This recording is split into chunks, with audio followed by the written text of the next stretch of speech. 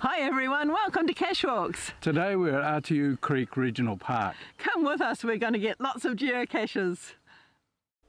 On the drive to Atiu, we were confronted with a large herd of Jersey dairy cows on their way to milking.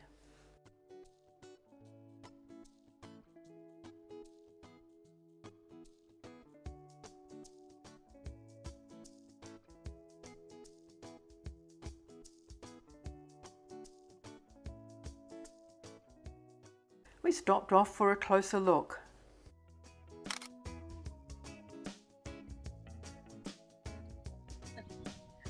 Don't see that every day. No, one came right up to you. I know, it's so neat. It's great. Let's get going. Got those geocaches to get. Yep.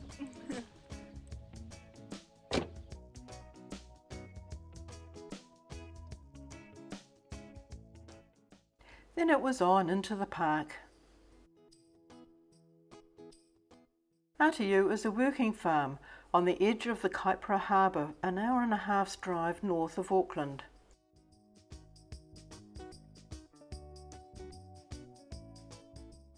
There is a large public car park, and from here the walking tracks start.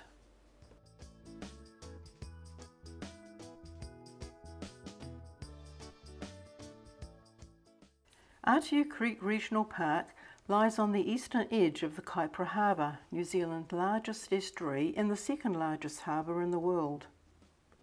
There are lots of walks across the farm. Today we are taking the Oroafaru River Trail with the red markers. Our first task is to clean our shoes to prevent the spread of kauri dieback disease, which is threatening our wonderful endemic kauri trees.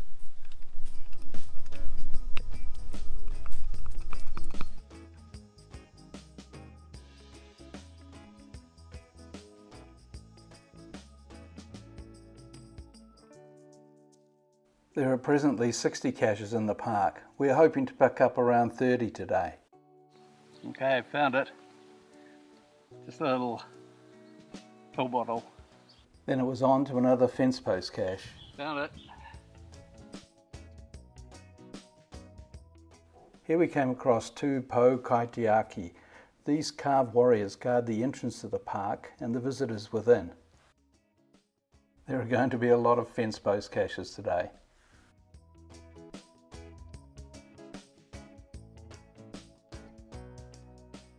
A sunny spring day is a great time to visit the park.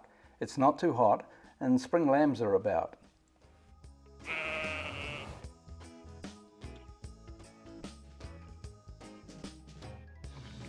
"79 metres to go. Log's all squishy in this one. Unfortunately, we don't have a replacement.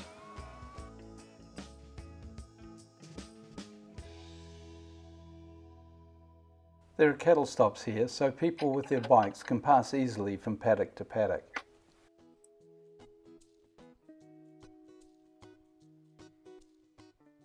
We checked all the usual places, but where was that cache?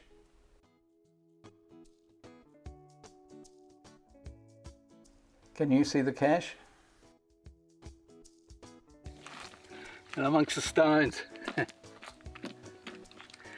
Oh, that was well hidden.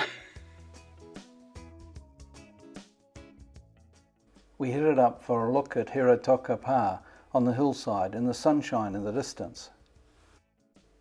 A pa is a fortified village, usually on top of a promontory or hilltop.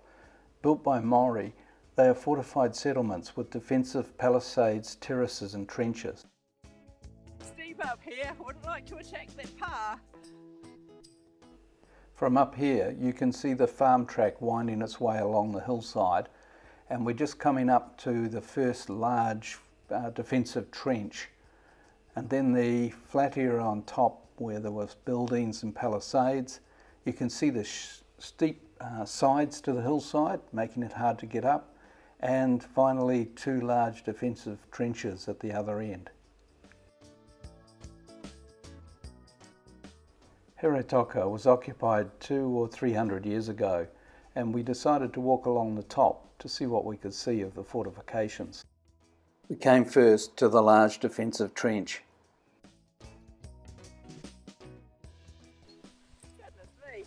That's some trench. A couple of 100 years ago it would have been much deeper than this. This would have filled in a little bit.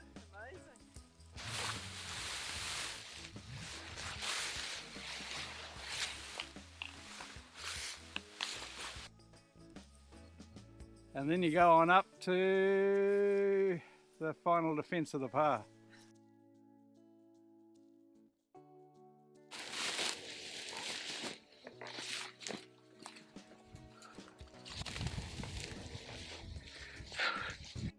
Whoa, this is steep. What a climb.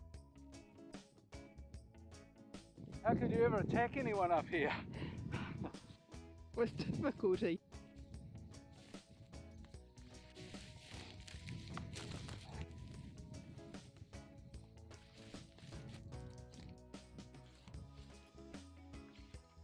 Yahoo, made it! Well done. From the top you can see across country to the strategic Opal canoe portage. Here Maori took a shortcut between North and South Kaipara, crossing narrow land bridges between canoe pickup points. It avoided the longer journey and treacherous tidal currents. Walking over the top of the pa, I could make out two rectangular depressions that may have been the location of buildings. Then I came to a second large defensive trench, also cutting across the hillside.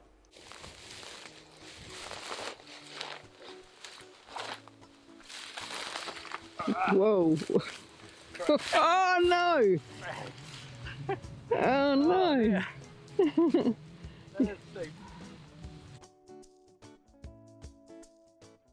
Way below us we could see the Sanderson hunters arriving on their bikes.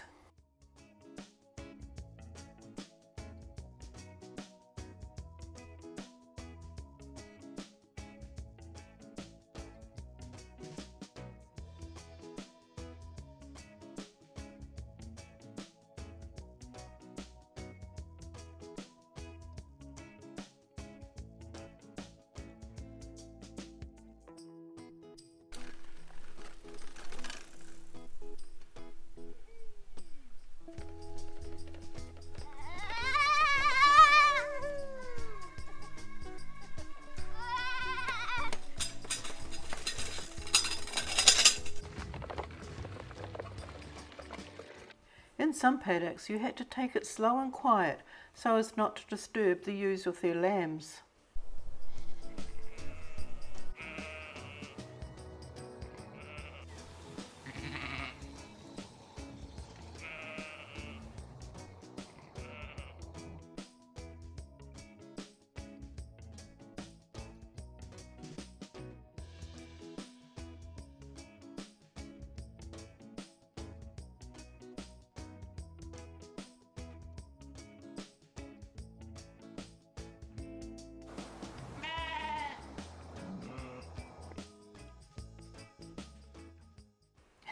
We came across this rare geocaching hazard.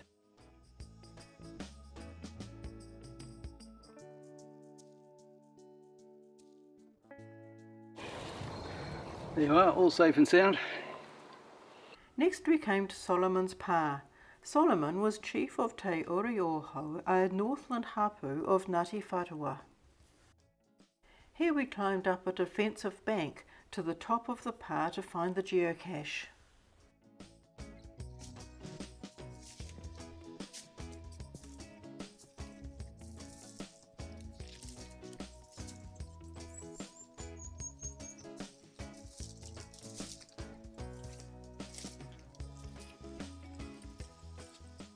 We first found a painted rock.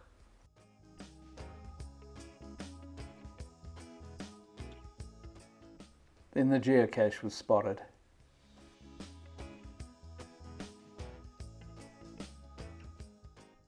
It was a good sized cache with the CO's calling card. Then it was down the bank to the farm track.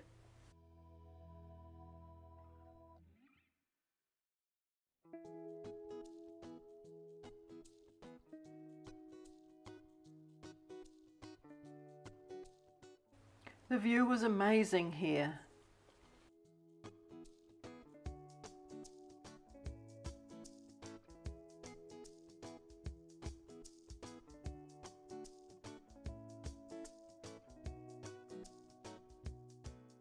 Then came the crash.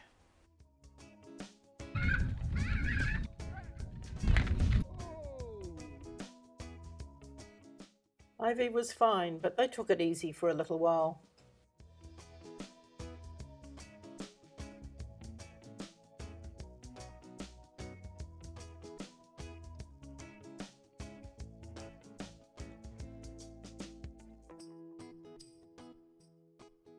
Then we came to a carved pōwhenua or land post, used by Māori to mark traditional boundaries or places of significance.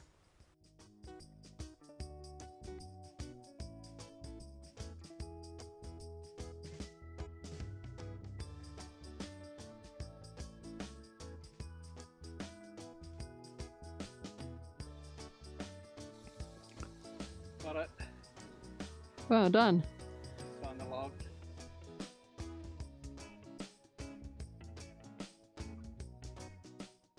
We took a break here and the girls collected some interesting rocks from the shoreline.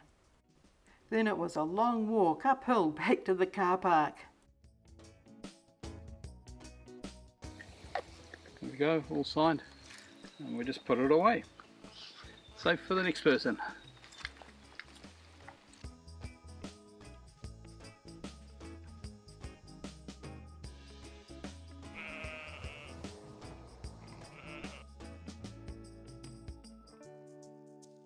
We're just through the gated Jock's paddock and we're pretty sure this is where it should be hidden. It's where the GPS is taking us. There's a neat little place for a cache and all we can find is a little bit of camo tape. So I'm pretty sure it's gone. We had found 28 caches, with another 24 to find on another visit. There was one more cache we wanted to find before heading home to Auckland. We called in to see the beautiful historic Minnesdale Chapel and find its geocache. Minnesdale opened for worship in December 1867 and has been in continuous use ever since.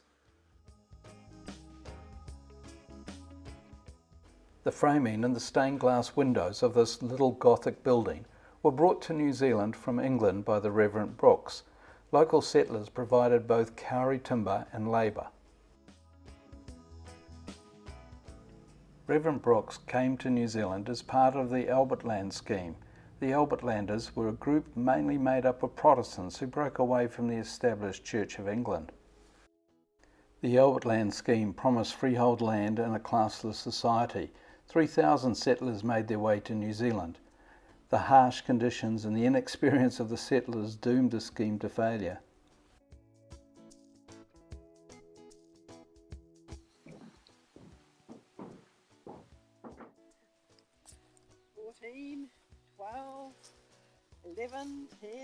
Okay, sign the logbook. Well, that's cute. Little tiny one.